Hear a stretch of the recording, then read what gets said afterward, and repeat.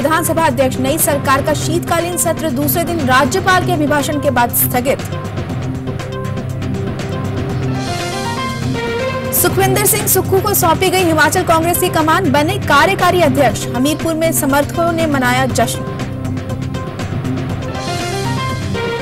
कांग्रेस की नई सरकार जमीनों की खरीद फरोख्त में धारा 118 के इस्तेमाल पर करेगी पोस्टमार्टम। रामदेव को आवंटित जमीन भी दायरे में, नए मंत्री का दावा।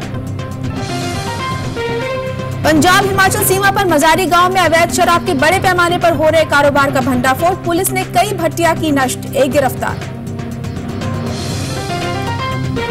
दिल्ली गैंगरेप मामले में पुलिस पर हाईकोर्ट की फटकार, पूछा क्यों नहीं हुई पुलिस कमिश्नर पर कार्रवाई। स्टेटस रिपोर्ट पर भी जताई नाराजगी। दिल्ली पुलिस के कामकाज पर गृह मंत्रालय में मंथन, उपराज्यपाल और शीला भी हुए शामिल। बीजेपी ने जस्टिस वर्मा कमेटी को दिया नाबालिग की उम्र 16 साल करने का सुझाव।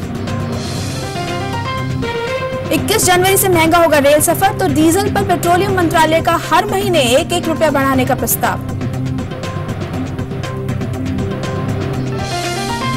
और पाकिस्तानी करतूत पर भारत सख्त, पीएमओ सूत्रों का दावा, अटक सकती है बातचीत की गाड़ी। उच्चायुक्त को भी बुलाकर जड़ा कड़ा ऐतराज, रक्षा मंत्री ने की निंदा।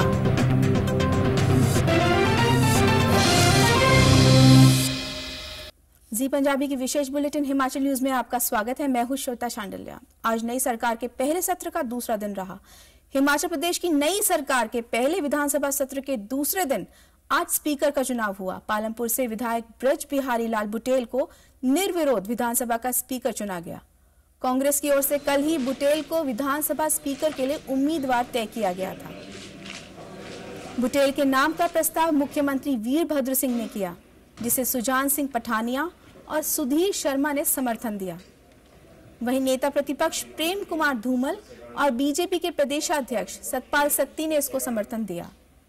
इसके बाद राज्यपाल ने अभिभाषण सदन में पढ़ा,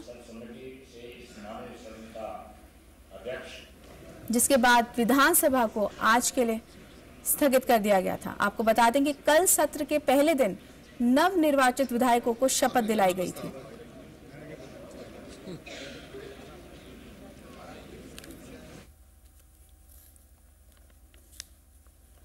और ब्रज बिहारी लाल बुटेल कौन है, आइए देखते हैं इस रिपोर्ट में। ब्रज बिहारी लाल बुटेल निर्विरोध हिमाचल विधानसभा के अध्यक्ष बन गए। उनके निर्विरोध चुने जाने के पीछे है उनका लंबा राजनीतिक सफर। बुटेल कांग्रेस के वरिष्ठ नेताओं में से एक हैं। इस वक्त वे पालमपुर से कांग्रेस के विधायक हैं और वे 5 बार विधायक रह चुके हैं। बुटेल इससे पहले कांग्रेस की पूर्व की सरकारों में मंत्री भी रह चुके हैं और वे मुख्यमंत्री के राजनीतिक सलाहकार भी रहे हैं। बुटेल सबसे पहले 1985 में विधानसभा के सदस्य बने। उसके बाद 1993, 1998, 2003 और 2012 में फिर विधानसभा पहुंचे। बुटेल हिमाचल प्रदेश विधानसभा के 12वें स्पीकर बने हैं। ब्यूरो रिपोर्ट, जी हिमाचल। और अब जानते हैं कि अब तक कौन कौन रहे हिमाचल प्रदेश विधानसभा के अध्यक्ष। पालमपुर के विधायक ब्रज बिहारी बुटेल जिला कांगड़ा से तीसरे विधायक हैं जो विधानसभा अध्यक्ष के पद पर आसीन हुए हैं। 28 मार्च 1972 को शाहपुर विधानसभा क्षेत्र से जीते कुलतार चंद राणा तीसरी विधानसभा में अध्यक्ष बने थे।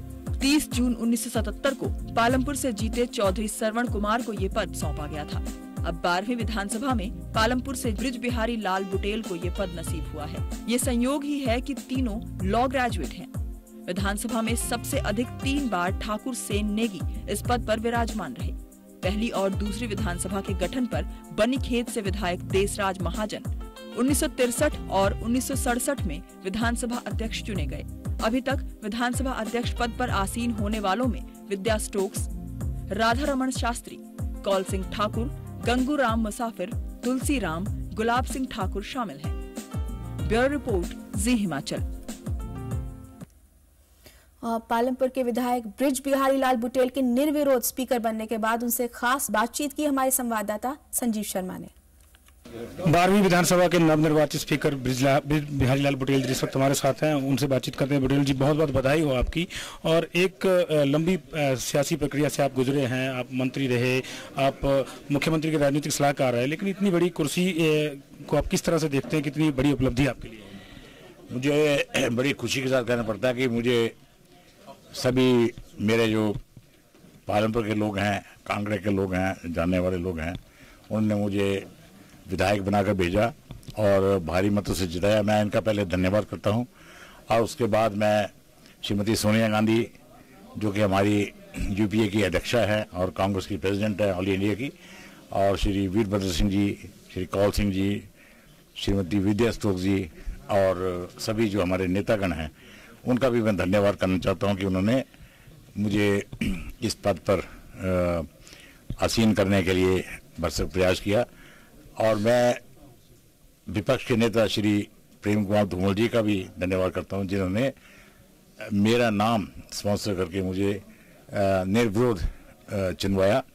और इससे मुझे ऐसा लगा कि पक्ष और विपक्ष जो हैं दोनों को मैं मिलकर बैठकर हम लोगों की जो समस्या है उनका समाधान करने में सक्षम होंगे, क्योंकि जहाँ पर विरोध होता है वहाँ पर थोड़ा काम में रुकावट आती है। लेकिन मुझे ऐसे लग रहा है कि ये विधानसभा जो है ये ठीक ढंग से निर्विरोध जो है और रुकावट के बिना अच्छा काम करेगी। पक्ष और विपक्ष दोनों की भूमिका जो है वो अच्छी रहेगी। और मेरे प्रति भी उन्होंने विश्वास व्यक्त किया है मुझे निर्विरोध चुनकर, तो मेरा फर्ज भी बनता है कि मैं उनकी भावनाओं को आगे रख के लोगों के लिए काम करूं। और मुझे ये भी बड़ी खुशी की बात है कि पालमपुर और कांगड़ा के लिए ये बड़ा सम्मान मिला है, हिमाचल के लोगों के लिए सम्मान मिला है, और खासकर पालमपुर के लोगों के लिए, क्योंकि पालमपुर में जो हमारे